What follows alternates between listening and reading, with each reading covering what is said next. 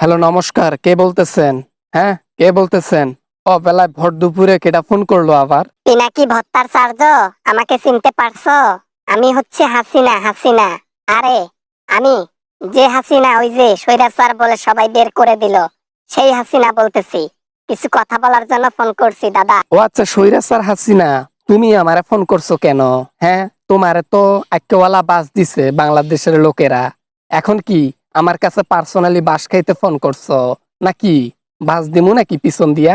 আরে দাদা, সারাটা জীবন তো আমার পিছনে আইক্যওয়ালা বাস দিয়েই আসলেন। এখন আমি কিছু কথা বলি, মনোযোগ দিয়ে শোনেন। আমি আপনাকে 10 কোটি টাকা দিচ্ছি। আপনি শুধু আমার ব্যাপারে ভালো ভালো ভিডিও করবেন। আপনার ভিডিও সবাই ভালোবাসে, বিশ্বাস যেন করে যে আমি খারাপ কাজ করি নাই। অবশ্যই, কেন করব না? হ্যালো হাসিনা, ওই হাসিনা, এটার জন্য একটা শর্ত প্রযোজ্য আছে। একটা শর্ত আছে, যদি মানতে পারিস তাহলে তোর জন্য আমি ভালো ভালো ভিডিও বানাবো। এখন বল, তুই রাজি হবি? আমি সব শর্তে রাজি আছি। বিনিময়ে ইজ্জত দেব। তারপরও তুমি আমার জন্য ভালো ভালো ভিডিও বানাও, যাতে বাংলাদেশের লোক বুঝতে পারে আমি একজন ভালো ব্যক্তি ছিলাম। আমি তোমার জন্য ভালো ভিডিও বানাবো। শর্ত হচ্ছে এটা, তোমাকে সারেন্ডার করতে হবে। কারণ তুমি যদি সারেন্ডার করো তাহলে আমি তোমার জন্য ভালো ভিডিও বানাবো।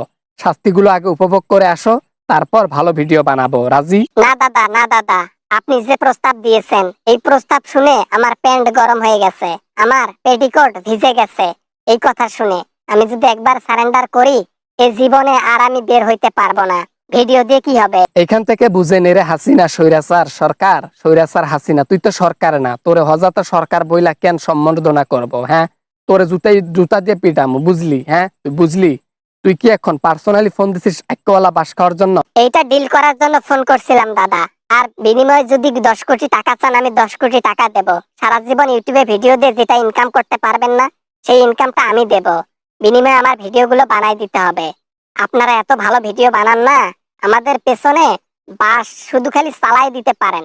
আওয়ামী লীগের যত কুকর্ম আছে সবগুলো ফ্লাশ করে দেন। কই থেকে এই ডকুমেন্ট গুলা পান? যদি টাকার বিনিময়ে কাজ করতাম এতদিনে বিলিয়নার হয়ে যাইতাম। বাংলাদেশের অনেক মন্ত্রী আওয়ামী লীগের সরকারের মন্ত্রী, নেতা বড় বড় অফার দিয়েছিল, সেগুলাতে আমি মুতে দিয়েছি। আমি সত্য বলতে ভালোবাসি, সত্য কথা বলতে ভালোবাসি, সত্য উদ্ধার করতে ভালোবাসি। এখন স্বৈরাচারের বিরুদ্ধে যদি ভিডিও বানাই, সেটা কিন্তু সত্যই বানাবো। তোমার পিছনে বাস দেওয়ার জন্য আমি একাই যথেষ্ট।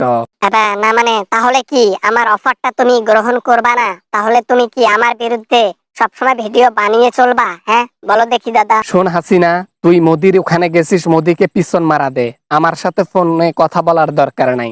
তুই আমাকে ফোন করবি না নেক্সট টাইম, না হলে কিন্তু ইন্ডিয়াতে এসে চপ্পল দিয়ে পিটাবো, বুঝলি?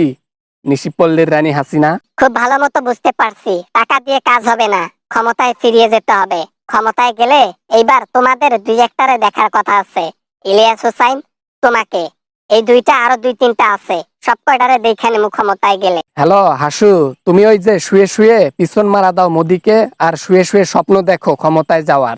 বিগত যে কাজগুলো তোমরা করেছো না, তাতে 500 বছরে আওয়ামী লীগ ক্ষমতায় যাবে না।